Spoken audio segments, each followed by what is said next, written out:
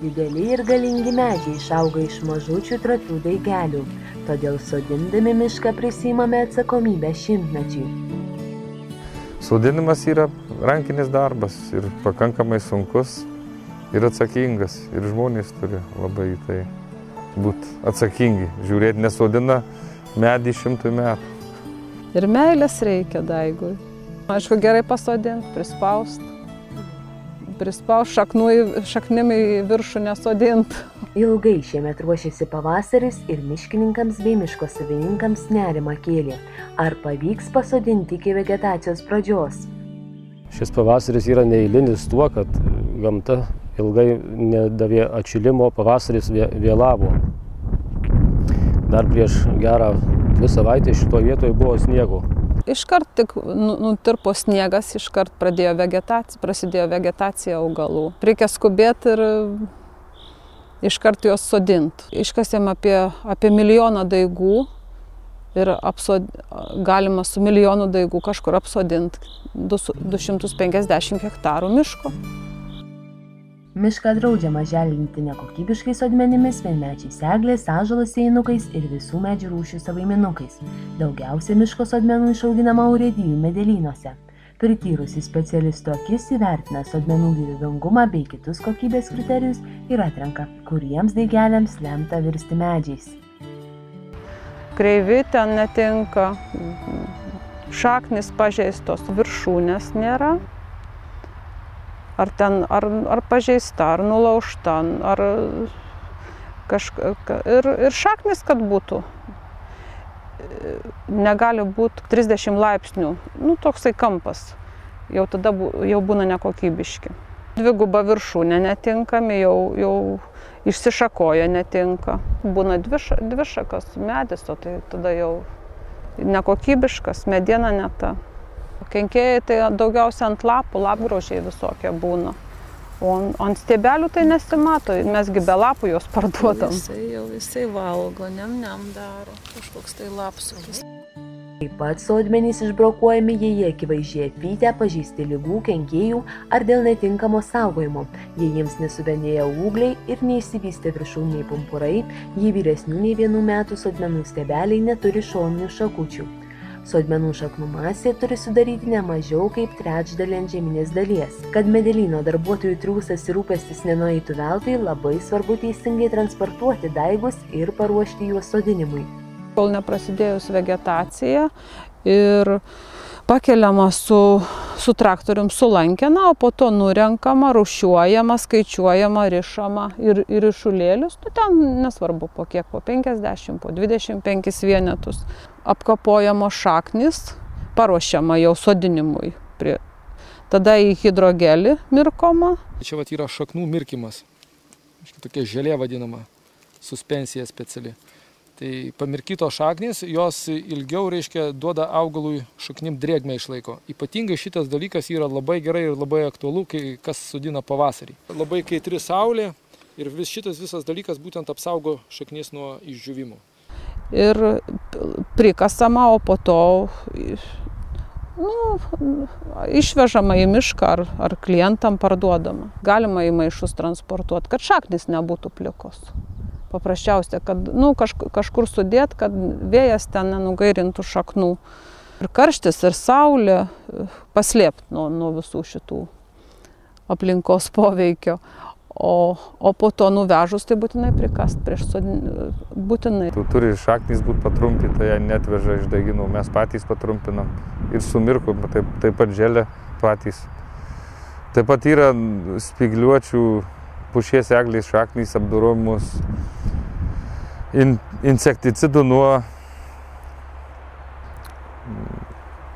pušinių straubliukų, kad neapgraužtų. Per šaknis ima į save augalas tą insekticidą ir grauždamas straubliukas nugaišta. Ir pasodinus 2 mėnesius ta apsauga galioja, bet žvalgom, kad nebūtų apie birželio pabaigoje, Liepos pradžioje nebūtų uolimas tų vabalų ir negraužtų. Jeigu tokį netyčia randame, tai bandom sutvarkyti, insekticidais papurkštą. Miško savininkas privalo turėti sodmenų kokybę liudijantį pagrindinį miško dauginamosios medžiagos kilmės sertifikatą, kurį jam turi pateikti sodmenų pardavėjas. Nemažiau svarbus su sodmenų kokybė yra atidus sodinimas, kokybiškai prigijusio miško receptas. Vis tik kartais susukus pasodintojus girininkui tenka duoti pylos. Pasitaiko, kad ir nepakankamai priminta patikrinam, pasitaiko, nedaug, bet ir tas, kad vis tas pasišnekėjimas per traukėlę ir vis dar įsijėmęs daigelį dar, tai tas toks, kad jau nelaikyti ant saulės. Tai daugiau, kad čia viskas atrodo kaip ir gerai.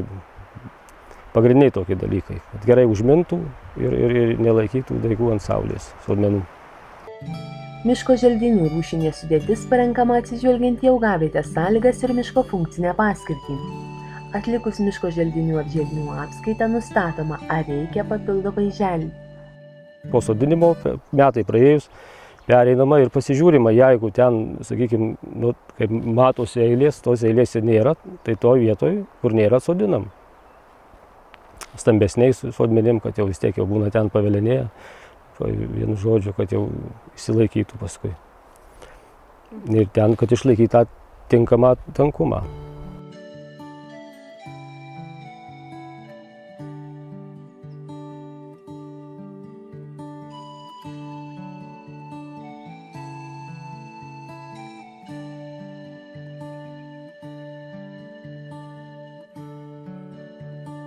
Miško savininkas kirtavietės, degavietės pagal Lietuvos Respublikos miškų įstatymą turi atkurti per 3 metus po jų atsiradimo.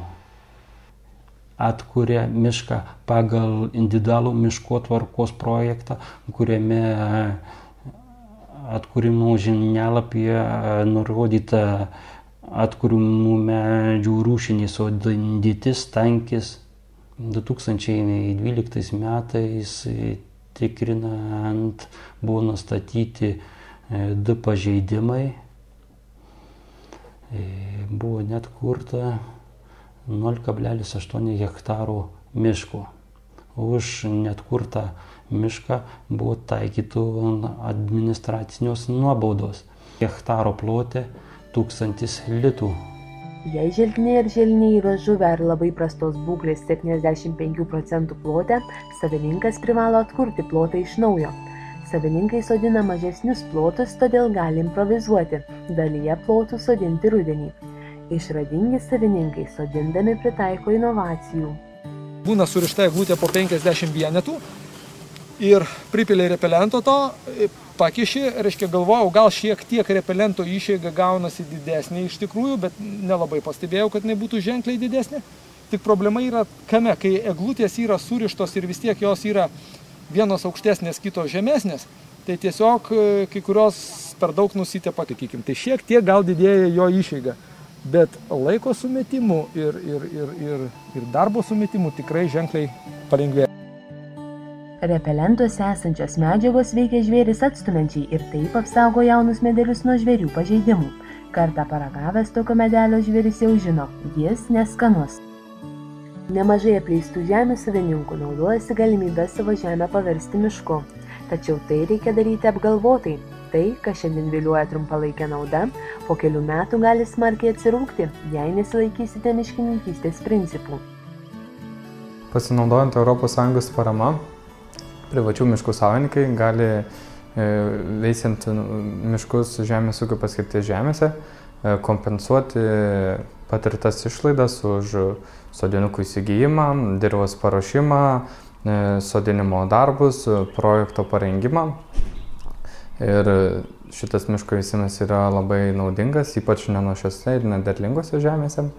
Tik turi tam tikrų keletą problemų, kurias gal reikėtų įvardinti. Tai viena iš jų tai, kad veisiami ąžuolai, ne visuomet tose augavietėse, kurie gali augti.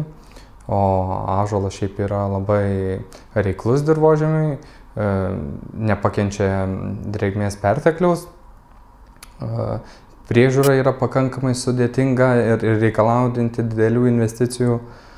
Ir žmonės susiduria ateityje su ta problema, kad kai pasodina ąžuolą, ateityje reikia jį prižiūrėti ir želdiniai netinkamai augavietėje parinkti žūva.